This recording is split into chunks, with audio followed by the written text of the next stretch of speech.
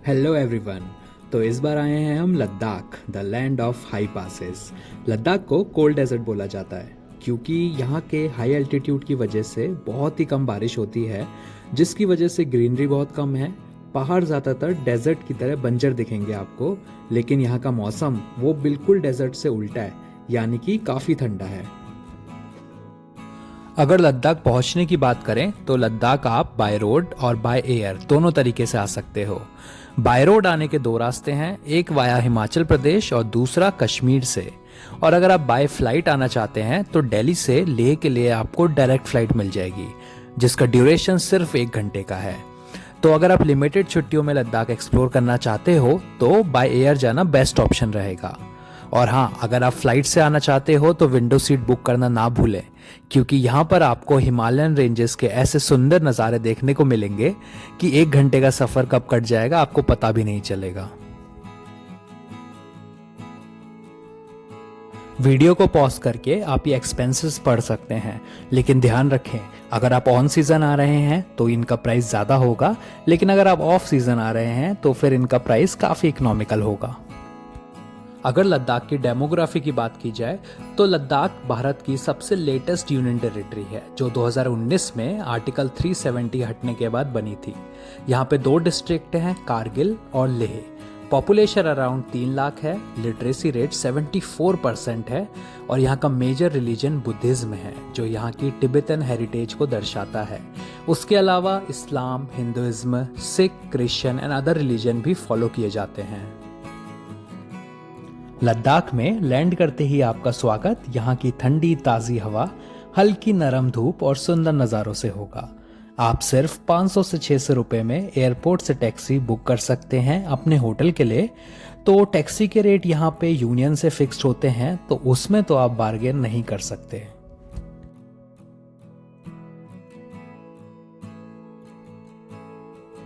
अब लद्दाख पहुंचते ही 48 घंटों का एक्लिमेटाइजेशन ज़रूरी है अकॉर्डिंग टू गवर्नमेंट एडवाइजरी, जिसका मतलब ये है कि आपकी बॉडी को वहाँ की ऑक्सीजन लेवल और क्लाइमेट को अडेप्ट करने के लिए पूरे 2 दिन का समय चाहिए होता है। लेह सिटी खुद 11,500 फीट पे लोकेटेड है, जो एक आम इंसान के लिए काफ़ी होता है। इसे आप ऐसे समझिए कि अगर आप दिल्ली में हैं तो वो सिर्फ 700 फीट के एलिवेशन पे है, और 700 से डायरेक्ट 11,500 फीट पे जाना आपकी बॉडी के लिए एक मेजर चेंज हो सकता है।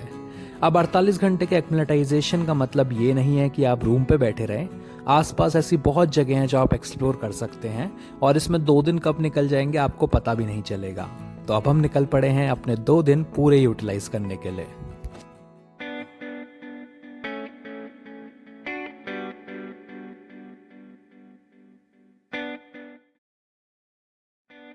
ट्रिप की शुरुआत करते हैं हम लेह पैलेस से, जो एक हिस्टोरिकल मॉन्यूमेंट है। लेह पैलेस को जानने के लिए लद्दाख की हिस्ट्री जानना ज़रूरी है। लद्दाख की रिटन हिस्ट्री सिर्फ 7वीं सेंचुरी या 7वीं शताब्दी के बाद ही उपलब्ध है। 8th सेंचुरी से 14th सेंचुरी तक यहाँ तिब्बतन किंगडम का राज था, जिसका मतलब ये कि उस टाइम लद्दाख भारत का नहीं बल्कि तिब्बत एम्पायर का हिस्सा था। 14th सेंचुरी या 14वीं शताब्दी के बाद तिब्बतन एम्पायर के टूटने से यहाँ नामग्याल किंगडम का राज आया, और लेह पैलेस उसी नामग्याल किंगडम के सेंगी नामग्याल ने सन 1600 में बनवाया था। और अचंभे की बात यह है कि इतने बड़े पैलेस का कंस्ट्रक्शन सिर्फ 3 साल में खत्म हुआ था। इस पैलेस में कुल 9 फ्लोर हैं और 100 से भी ज़्यादा बेडरूम्स हैं, और ये पैलेस लेह सिटी की सबसे ऊंची जगह भी है। तो जब भी आप लेह सिटी आएँ तो इस 400 साल पुराना इंजीनियरिंग मार्वल को विजिट करना तो बनता ही है।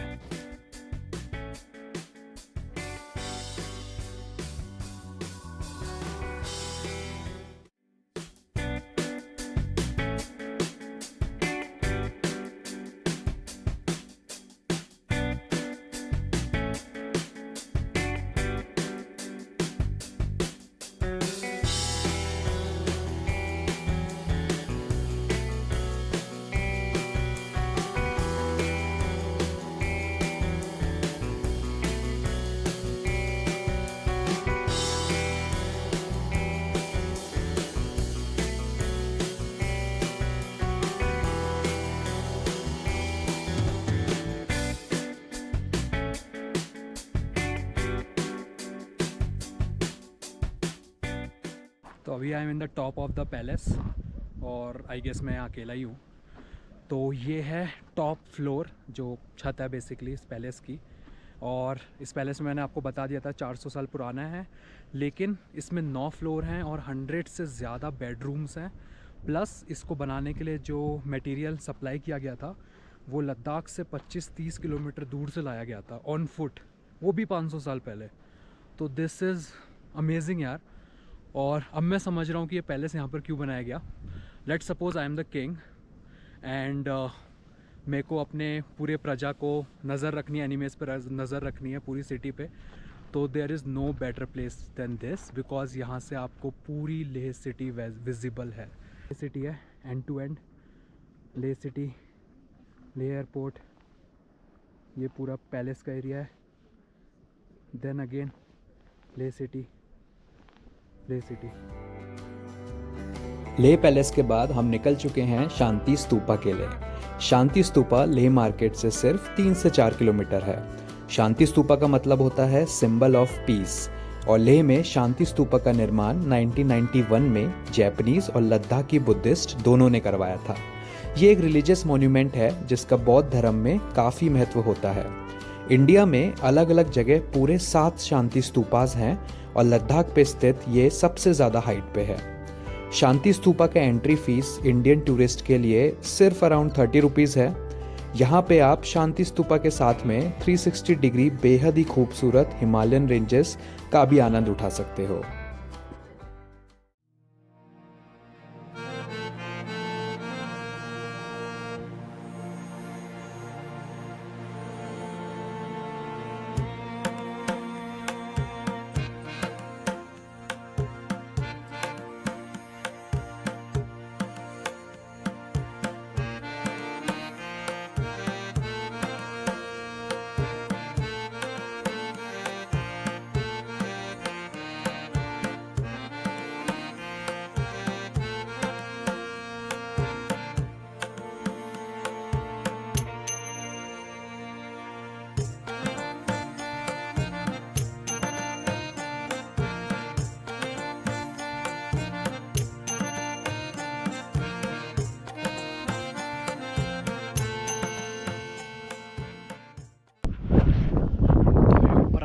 शांति स्तूपा पे चल के, जूते उतार के चढ़ के, तो इसे क्लॉकवाइज घूमना है। बिल्कुल सर्कल में मॉन्यूमेंट है। अभी उससे ऊपर वाला फ्लोर भी है, वहाँ भी जाता हूँ।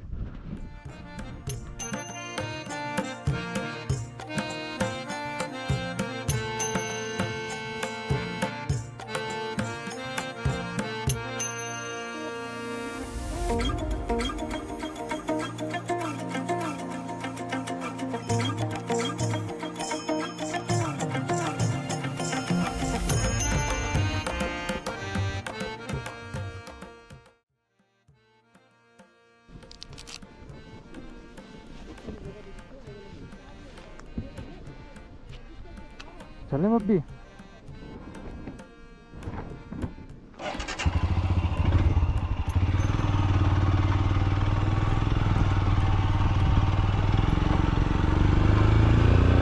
शांति स्तूपा के बाद अब हम निकल पड़े हैं स्टॉक विलेज के लिए।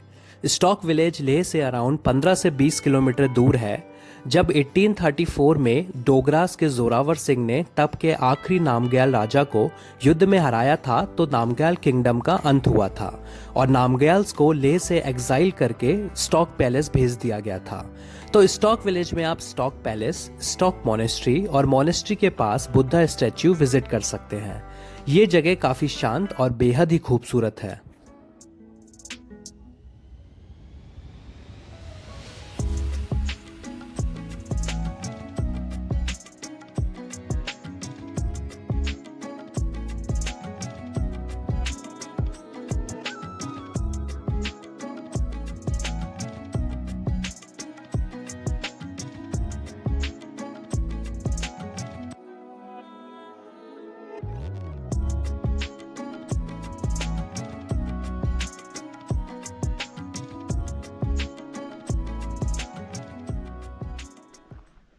तो अभी सनसेट होने वाला है। It's already 6 PM। तो हम सोच रहे हैं सनसेट से पहले जल्दी से लेह चले जाए, क्योंकि थोड़ा सा ठंडा हो जाता है। हालांकि यहाँ से दूर नहीं है बट स्टिल, तो आप लास्ट टाइम देख लो, बहुत ही प्यारा व्यू है। मेरी तरफ से तो मस्ट विज़िट प्लेस है। आप एक बार को लेह पैलेस छोड़ दो या फिर शांति स्तूपा छोड़ दो, बट यहाँ ज़रूर आना। स्टॉक विलेज में बुद्धा स्टैचू, सो ब्यूटीफुल। अभी आप मोनेस्ट्री भी जा सकते हो, जो हम नहीं जा पाए। आप स्टॉक फोर्ट भी जा सकते हो, वो भी हम नहीं जा पाए।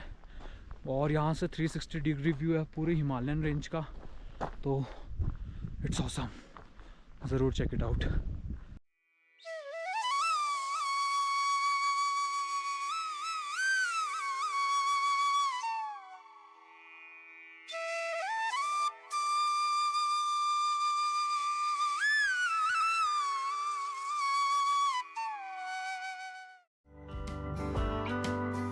डे 1 की लोकल साइट सीइंग के बाद अब हम निकल पड़े हैं लेह से दूर मैग्नेटिक हिल्स की तरफ।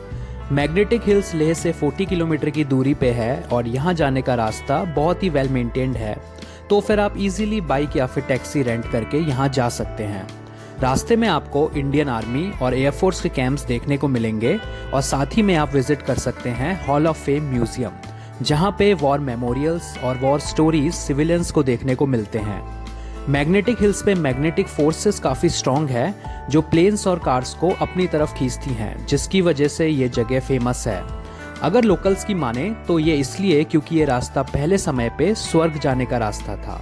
अब जीरो ग्रेविटी बोले या ऑप्टिकल इल्यूजन या फिर स्वर्ग का रास्ता, बट ये जगह है काफ़ी सुंदर और अलग ज़रूर।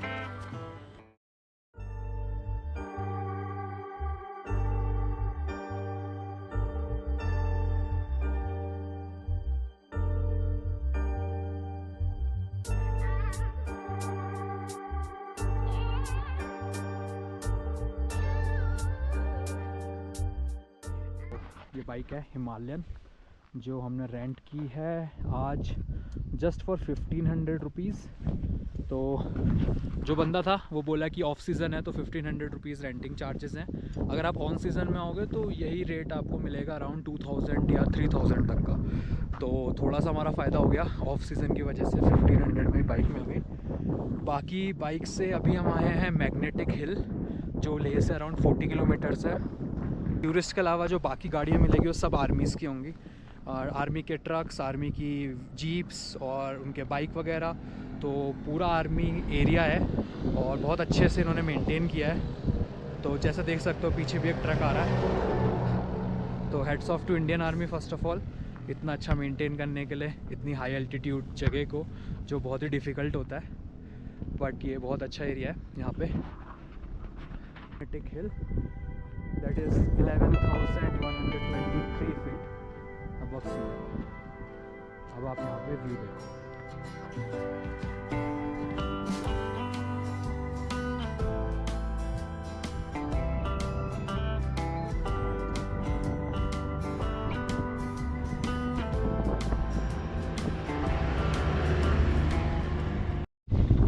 So we are riding this dirt bike। ये हमने यहाँ पर रेंट किया है मैग्नेटिक हिल में, 1200 रुपये पर person.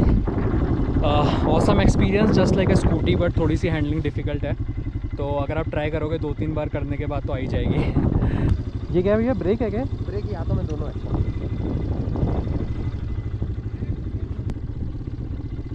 Okay, here we go. थोड़ा सा टर्न्स में डिफ़िकल्ट है, स्ट्रेट में तो कोई प्रॉब्लम नहीं है। यहाँ पे ब्रेक है आपका जस्ट लाइक अ स्कूटी, और यहाँ पे एक्सीलेटर है, ये पंच करोगे आप इसे तो एक्सीलरेट होगा।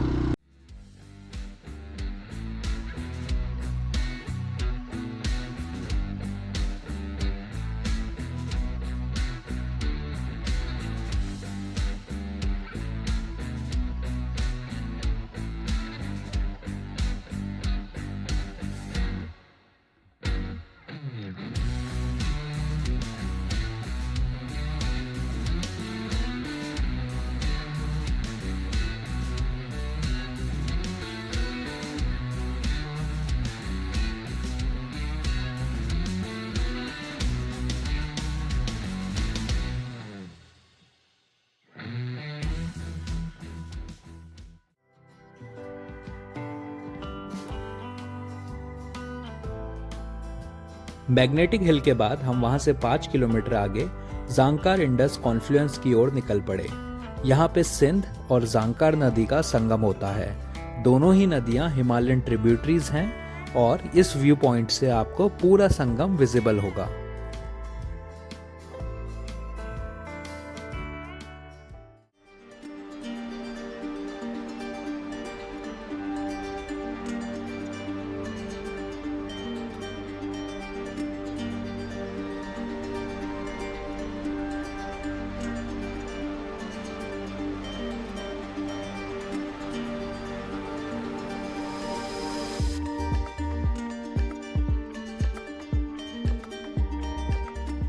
So this is our second destination. यहाँ पे जांकर रिवर और इंडस रिवर का मिलन होता है। सो दोनों ही रिवर्स हिमालयन ट्रिब्यूटरीज़ हैं, दोनों हिमालयन रेंजेस से आती हैं और यहाँ पे दोनों रिवर आके मिलती हैं। तो ये भी एक टूरिस्ट पॉइंट है। लेह से 40 किलोमीटर दूर है, मैग्नेटिक हिल से 3 किलोमीटर। तो व्यू काफ़ी ब्यूटीफुल है। पीछे स्नो कवर्ड माउंटेन्स हैं, बीच में संगम है, दोनों रिवर के कलर्स भी डिफरेंट हैं। तो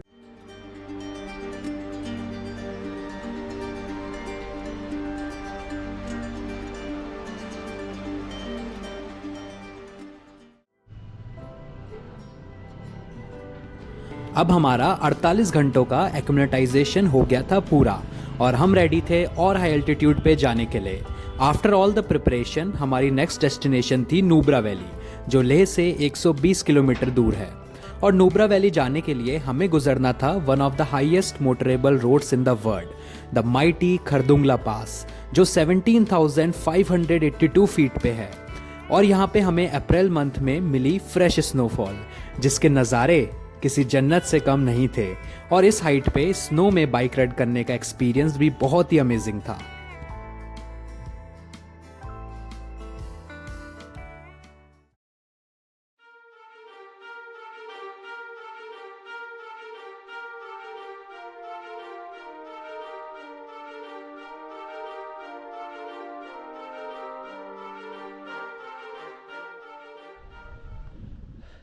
तो अभी भी स्टिल हैवेंट रीच खरदुंगला, अभी खरदुंगला पहुँचे नहीं है। और यहाँ पे इतना ठंडा है, मैंने लिटरली बाइक इसलिए रोकी है ताकि मैं अपने थोड़े हाथ गर्म कर सकूँ ग्लव्स पहन के, क्योंकि बाइकर ग्लव्स में हाथ ठंडे हो जा रहे हैं। खरदुंगला लेह से 40 किलोमीटर दूर है और यहाँ की रोड्स भी काफ़ी चैलेंजिंग है। हाई एल्टीट्यूड की वजह से टेम्परेचर भी ड्रॉप होता है। यहाँ का टेम्परेचर 5 डिग्री से -10 डिग्री तक जा सकता है और पीक विंटर्स में और भी नीचे। खरदुंगला पे बाइक राइड करना एक सपने से कम नहीं था। यहाँ पे हर टर्न के बाद व्यू और भी सुंदर होता जाता है।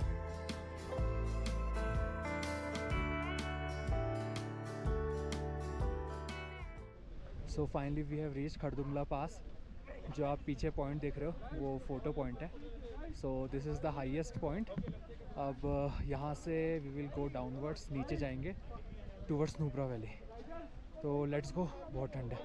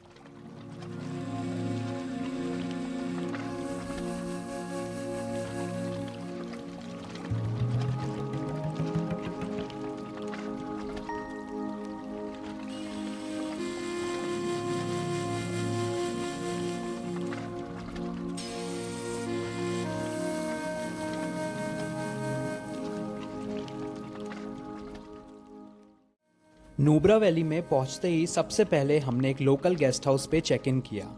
गेस्ट हाउस एक कपल रन करता है और रूम्स के चार्जेस और फूड बहुत इकोनॉमिकल और टेस्टी भी है।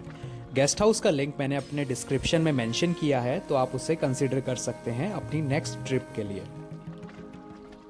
नुब्रा वैली में आप दिस्कित मोनेस्ट्री विजिट कर सकते हैं, जो लद्दाख की सबसे ओल्ड मोनेस्ट्री है। ये मोनेस्ट्री 14th सेंचुरी या 14वीं शताब्दी में बनाई गई थी और ये लद्दाख का 600 साल पुराना रिलीजियस मॉन्यूमेंट है। दिस्कित मोनेस्ट्री के पास में ही एक मैत्रेय बुद्धा का स्टैचू है, जो नुब्रा वैली का हाईएस्ट पॉइंट है। मानो कि पूरी नुब्रा वैली पे वो नजर रख रहे हों।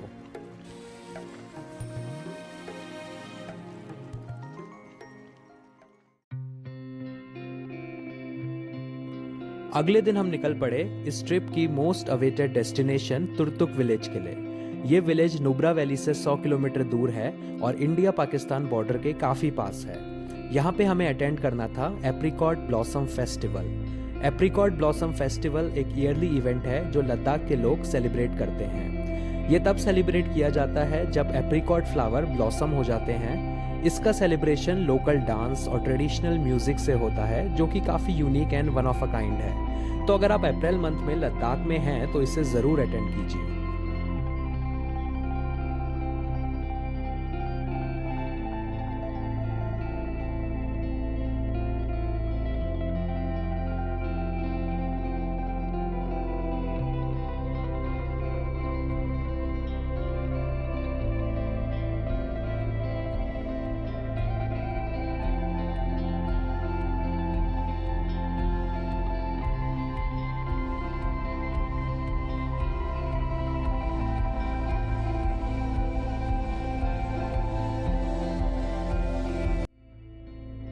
क्या आपको पता है कि तुर्तुक विलेज 1971 से पहले पाकिस्तान के अंडर था?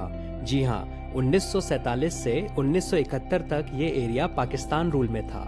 1971 की वॉर के बाद बड़ी ही बहादुरी से हमारी इंडियन फोर्सेस ने इस एरिया को वापस जीता और अब यहाँ पूरी इंडियन आर्मी का ही कंट्रोल है। तुर्तुक विलेज सियाचिन ग्लेशियर का एक गेटवे भी है, जो इसे इंडियन पर्सपेक्टिव से एक बहुत इंपॉर्टेंट लोकेशन बनाता है। ये जगह लद्दाख से काफी अलग है क्योंकि unlike cold desert of Ladakh आपको यहाँ ग्रीनरी देखने को मिलेगी।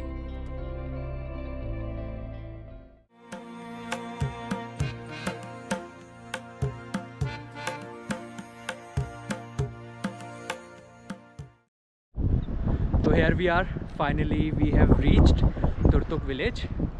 काफ़ी सुंदर विलेज है, जैसे कि मूवीज़ में दिखाते थे पुरानी ऋषि कपूर की बॉलीवुड मूवीज़ में, सेम वैसे ही विलेज है। एंड अभी जस्ट हम फेस्टिवल की तरफ जा रहे हैं। अभी जैसे आप देख रहे हो मैं एक पुल में हूँ, तो फेस्टिवल की तरफ हम जा रहे हैं। बाइक हमने पार्क कर दी है, तो पुल क्रॉस करके we are going towards the festival. पुल के नीचे आप देखो कितनी प्यारी नदी बह रही है यहाँ पे, और इसका पानी इतना क्लियर है कि यहाँ से तो आपको दिखेगा नहीं, या मे भी दिख रहा होगा, बट इसमें जो नीचे रॉक्स हैं वो बिल्कुल क्लियरली विजिबल है। सारे रॉक्स बिल्कुल साफ़ दिख रहे हैं, मतलब पानी बहुत साफ़ है, जो कि बहुत अच्छी बात है। तो let's see you at the village. एक बार पहुंच जाते हैं, फिर मैं आपको वहाँ का ट्रेडिशन दिखाता हूँ।